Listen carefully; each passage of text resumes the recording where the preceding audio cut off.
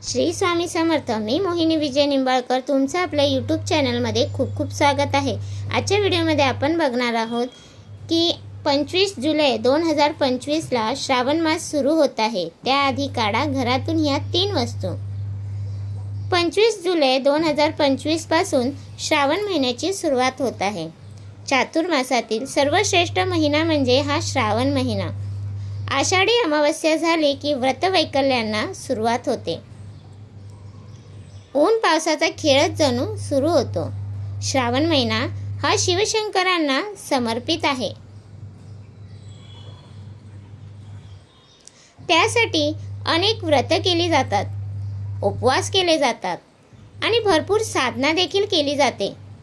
अशा या पवित्र महिन्यात येणाऱ्या सात्विक व सकारात्मक ऊर्जेचे ग्रहण करण्यासाठी घरातून काही नकारात्मक ऊर्जा पहिली बाहेर काढली पाहिजे। या गोष्टी घरातून बाहेर काढायला हव्यात श्रावण महिना सुरू होण्याआधी। चला तर जाणून घेऊयात त्या कोणत्या वस्तू आहेत ते।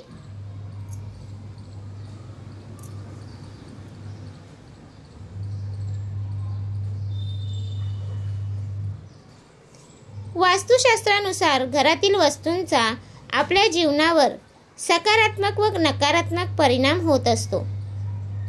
घरातील प्रत्येक वस्तूंमध्ये तिची स्वतःची अशी ठराविक ऊर्जा असते आणि त्या ऊर्जेचाच आपल्या जीवनावर परिणाम होतो। म्हणून घरात तुटलेली फुटलेली तिजोरी जर घरात असेल तर ती पहिली घरातून बाहेर काढा, नाहीतर घरात दरिद्रता येते। घरात फुटकी भांडी, चिरलेली भांडी ह्यातून देखील घरातून नकारात्मक ऊर्जा बाहेर पडते, जी आपल्याला हानी पोहोचवते। घरातील पैसा अगदी पाण्यासारखा खर्च होतो, पैसे टिकत नाही।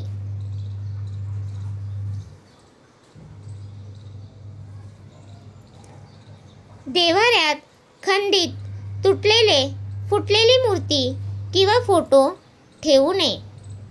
ह्यामुळे सुद्धा घरातील आर्थिक स्थिती खालावते।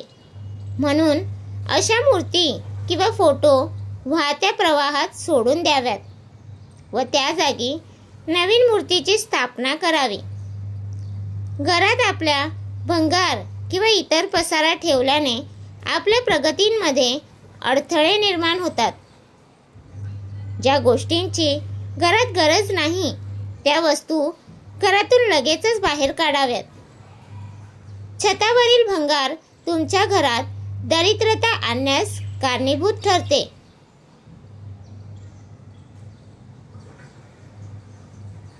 श्रावण महिन्यात भगवान शिवशंकर आणि माता पार्वती यांची एकत्र पूजा केल्याने सौभाग्य लाभते, आर्थिक समस्या दूर होतात। श्रावण महिना शंकरांना प्रिय असण्याचे कारण म्हणजे ह्या महिन्यातच शंकरांना प्राप्त करण्यासाठी माता पार्वतीने खूप मोठे तप केले होते। श्रावणी महिन्यात केल्या जाणाऱ्या जलाभिषेकास रुद्राभिषेक करण्यास फार महत्त्व आहे।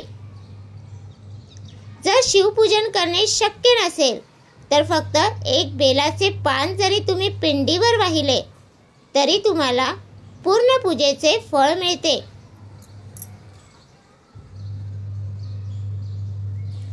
त्याचबरोबर या श्रावणात शिव प्रतीक असलेला रुद्राक्ष धारण करणे देखील खूप शुभ मानले जाते।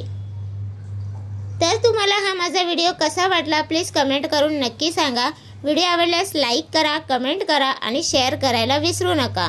आणि तुम्ही अजूनपर्यंत आपल्या चॅनलला सबस्क्राईब केलं नसेल तर प्लीज जाऊन चॅनलला नक्की सबस्क्राईब करा, कारण आपल्या चॅनलवरती तुम्हाला माहितीपूर्वक व्हिडिओ भेटतात।